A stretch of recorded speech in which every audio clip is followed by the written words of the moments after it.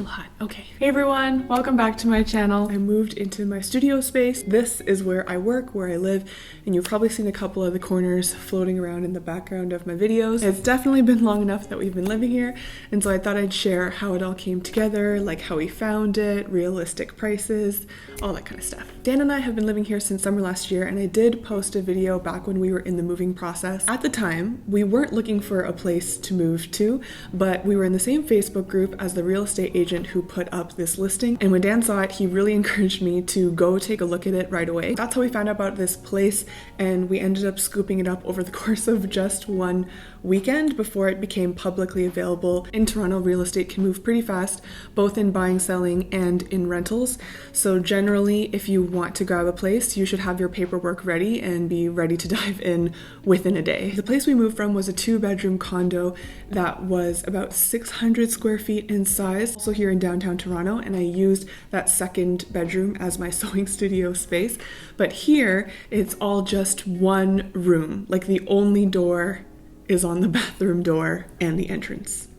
A few of our friends were kind of nervous for us when we said that we were moving to a studio, which I understand, because if you're a person who really values having some personal time, personal space, in a studio, you can see where the other person is all the time. There's no separate rooms. There's no like, I'm just gonna go sit in the den now and do my own thing. But Dan and I felt confident we could give it a sure shot. And also we saw a lot of potential for it to benefit my work since it was so much bigger and more natural light. So yeah, we decided to go for it. This was what was roughly assigned to be our living room area, and then this is the mood board that was designed by my interior designer friend, Autumn Hashi. Our centerpiece was this Mirage sofa from Article in yellow velvet. I really love that it's colorful, calm, and inviting. Plus, the covers are washable, which was helpful one time when we spilled some wine and went from super stressed out to, oh my gosh, it's going to be okay. It's the second Article sofa that we own, and in both cases, the quality has held up in terms of the foam staying firm, the upholstery staying in good condition. So I recommend Article to my friends all the time. Autumn found us this chair at a store. It used to look completely different, but along with a fleece throw of mine, it got a total upholstery makeover by And Once We Were. It's a bit of a nod to the white fuzzy chairs in the mood board, as well as my YouTube channel, since it has a slight director's chair cut. For the curtains, 12 feet curtains are not cheap by any means, so instead I ordered 16 yards of fabric to make my own because we know how to sew around here. I chopped it into 4 equal-sized pieces as best I could and hemmed all the edges and kept hemming and kept hemming. As the legend goes, I'm still hemming even to this day.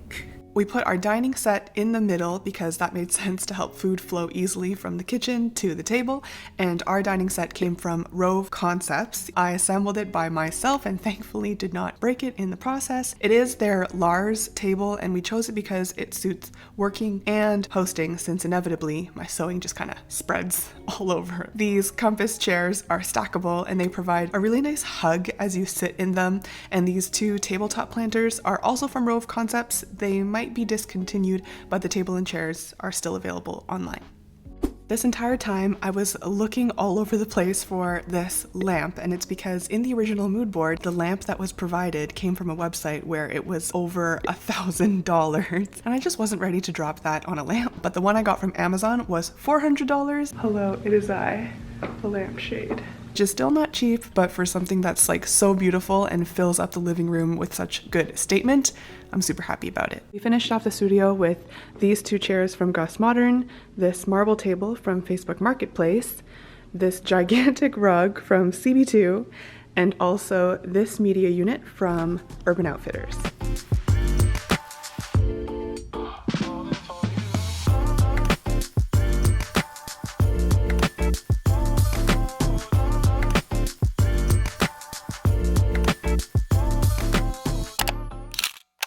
Since we wanted our home to be a good place for work and friends, we were trying to figure out a solution that could like hide the bed while still letting light in through this window. To be see-through and still let the light through is Quite the conundrum. Some of you have seen the video I did with the Story Girls where we built a divider inspired by factory window frames out of wood and acrylic sheets. This was a multi-day journey, but the outcome has been perfect for our place, and our landlord compliments it whenever he pops by, which is the greatest relief out of the entire project.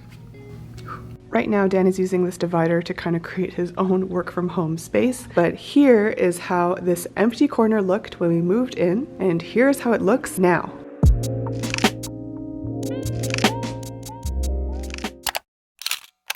The original plan with the sewing studio was to put it in this corner so that I would get a little bit of sunlight, maybe even get to watch a little TV while I sew, but over time it felt like my work was taking a lot of space, so we banished it to this little nook that's between a pole and a closet. To be clear, my work still takes up a lot of space, but at least we can tuck it against the wall when we want it to retreat.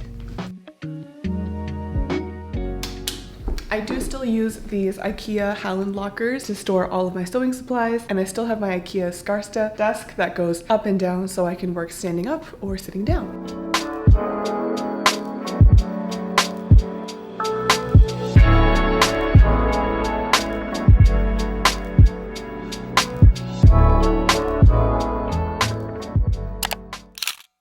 Hello.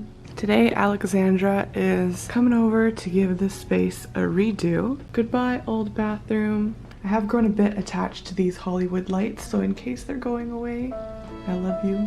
I'll miss you. Here are a few shots from Alexandra's makeover video where she painted the wall, she swapped out my mirror, she even brought in her friend DIY Danny to add doors to our shelving unit, all in the name of making this place look a little more spa-like. If you haven't seen the video, it's linked in the description.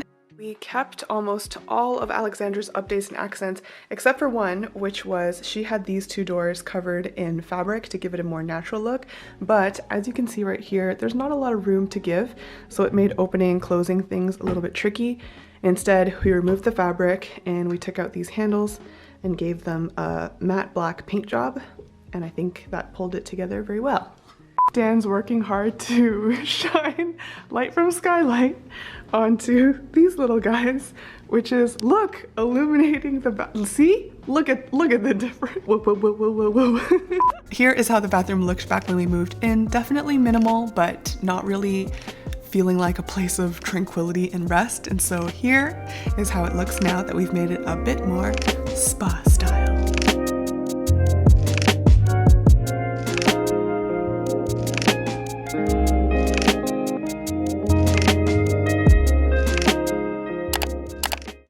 Before I show the final walkthrough, I wanted to make sure I at least covered cost. Money is kind of a sensitive topic, but I don't think that's a good reason to just completely ignore it. So our studio is a 950 square foot studio with one bathroom, no parking, no locker in downtown Toronto, and those are all parameters that impact how much something can cost to buy or to rent. In the building that we're in, rent ranges from $2,500 to $3,000 per month, which, to be frank, from like my own downtown Toronto perspective, is reasonable compared to what's out there. On top of that, we pay about $200 per month for additional costs related to living here, such as the utilities here and the internet that we needed to get hooked up here. If you do add up all the items linked in the description, I think it comes to roughly $8,000 that we've spent on making this place our nest.